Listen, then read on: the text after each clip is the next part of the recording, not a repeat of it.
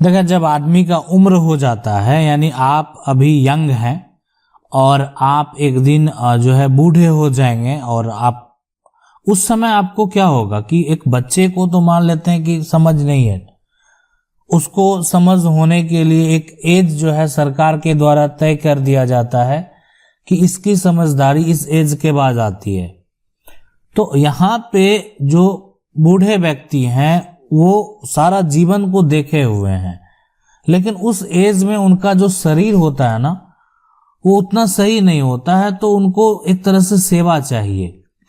अब उसमें क्या होता है कि एक पिता है, उनके अगर 3 बेटे हैं, ठीक है, या एक पिता है, वो उन्होंने जो है दूसरी शादी कर दी, पहली पत्नी है और दूसरी पत्नी भी है ना, दूसरी पत्नी भी है।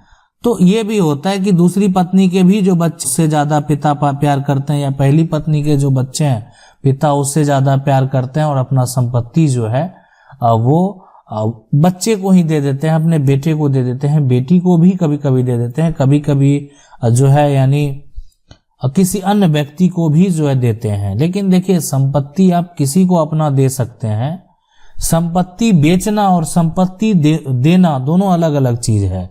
इसलिए कोई भी व्यक्ति अगर कोई संपत्ति किसी को दे रहा है तो उसके एवज में अगर आप पैसा लेते हैं तब तो आप संपत्ति को बेच रहे हैं, तब तो आप खरीद बिक्री के काम कर रहे हैं। लेकिन यहां पे जो है ना कि आप जो है एक तरह से गिफ्ट कर रहे हैं किसी को, है ना, आपने क्या कर रहे हैं, गिफ्ट कर रहे हैं, वो संपत्ति किसी को दे रहे हैं। मतलब उसमें आपका कोई भी ऐसा नहीं है कि बीच में आप जिसको दे रहे हैं उससे कुछ रकम ले रहे हैं, ऐसा कुछ नहीं है।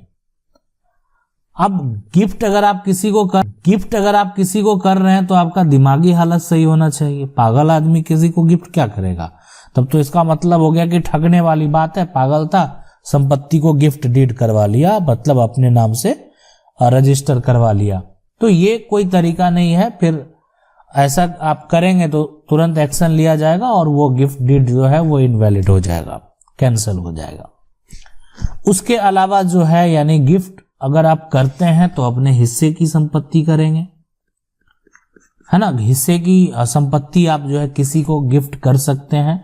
अन्यथा अगर आपका संपत्ति में हिस्सा नहीं है तो आप किसी को गिफ्ट नहीं कर सकते हैं। गिफ्ट करने का जो प्रावधान है वो ट्रांसफर ऑफ प्रॉपर्टी एक्ट का धारा जो है 122 में ऐसा है कि आप किसी से संपत्ति जो है वो दान में दे सकते हैं वो। लेकिन यहाँ पे होता क्या है कि एक पिता अपनी उनका ज्यादा सेवा कर रहा है, वो बेटा है ना, बीच का हो, छोटा हो, बड़ा हो, जो भी है, तो लास्ट में जब उनका एज हो जाता है ना तो उनको लगता है कि संपत्ति हम इसी को देंगे, बाकी को नहीं देंगे, इसलिए कि उन्होंने मेरा, और वो क्या करते हैं अपनी पैतृक संपत्ति को ना दान कर देते हैं, किसी एक को एक तरह से रजिस्टर कर देते हैं, किसी एक को दे देते हैं। तो क्या कि ये करना सही है? अगर ये करना सही है, ठीक है, तो क्या दूसरे का कोई भी हिस्सा नहीं है यहां पे? तो अभी अगर हम ऐसा बोलेंगे कि अगर कोई भी अपनी पैतृक संपत्ति को, कोई भी पिता अपनी पैतृक संपत्ति को अपने बेटों को देता है, कोई एक बेटा बेटी या किसी अन्य व्यक्ति को देता है ना अपनी सारी संपत्ति, तो ऐसा एक पिता के द्वारा नहीं किया जा सकता है।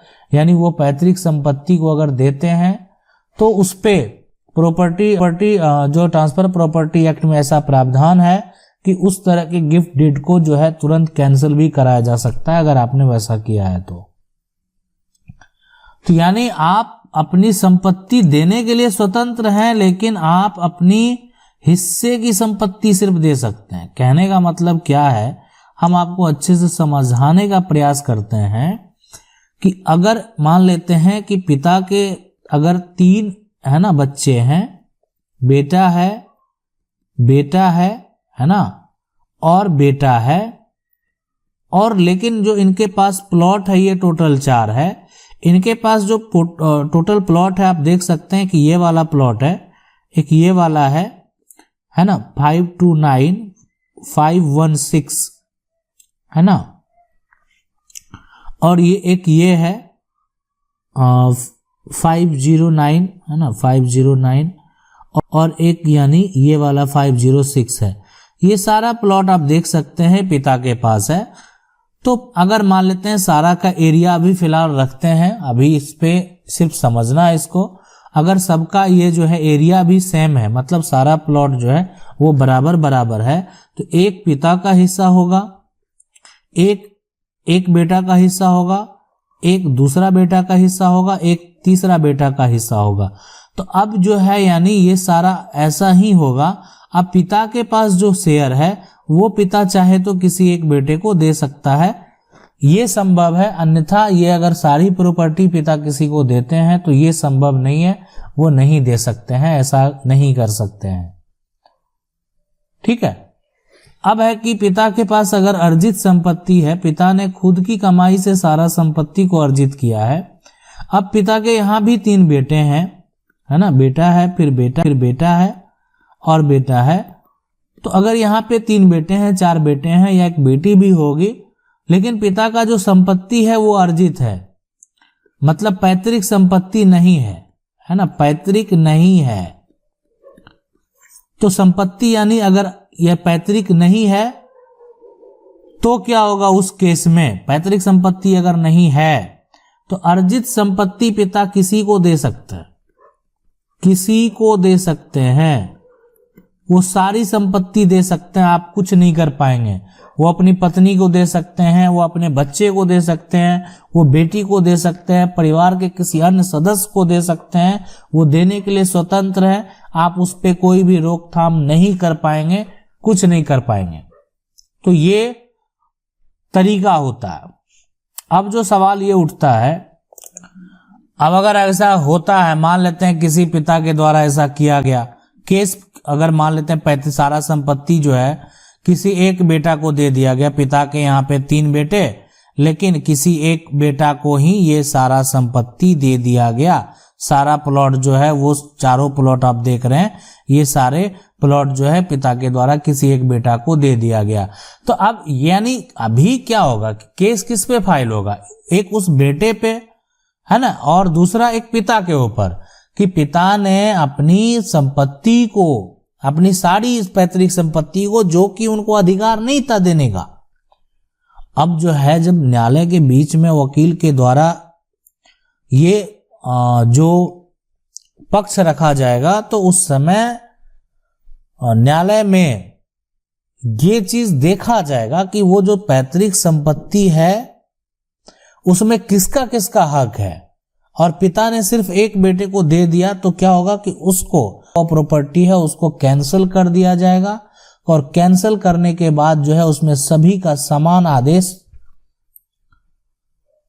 के लिए जो है वो डिग्री हो जाएगा। तो ये यहाँ पे इस तरीके से वो संपत्ति को हासिल कर सकते हैं। मतलब ऐसा नहीं है कि पिता के द्वारा ऐसा किया गया तो संपत्ति हासिल नहीं कर सकते। हाँ, कब हासिल नहीं कर सकते? जब पिता ने अपना कमाई से अपनी, अगर वो सर्विस करते होंगे या जैसे भी उन्होंने अपनी संपत्ति कमाई, घर बनाया, मकान बनवाया, सब कुछ अपनी कमाई से किया, तो आप एक्शन ले सकते हैं। लेकिन अगर उन्होंने कुछ भी काम भी जो है ना पैतृक संपत्ति को बेच कर किया, तो भी आप वहां पे हक का दावा अपना कर सकते हैं। तो इसीलिए इस तरीके का अगर मान लेते हैं किसी भी प्रकार का कोई भी समस्या है, आप हमें कमेंट करके पूछ सकते हैं। हमारा प्रयास रहेगा कि वीडियो के माध्यम से हम आपके सवाल का जवाब दे पाएं। अगर वीडियो अच्छा लगा, वीडियो को लाइक जरूर कर दें, चैनल को पहली बार देख रहे हैं सब्सक्राइब करके जो बेल आइकन है उसको जरूर दबा लें। मिलते हैं अगले वीडियो में, तब तक के लिए जय हिंद।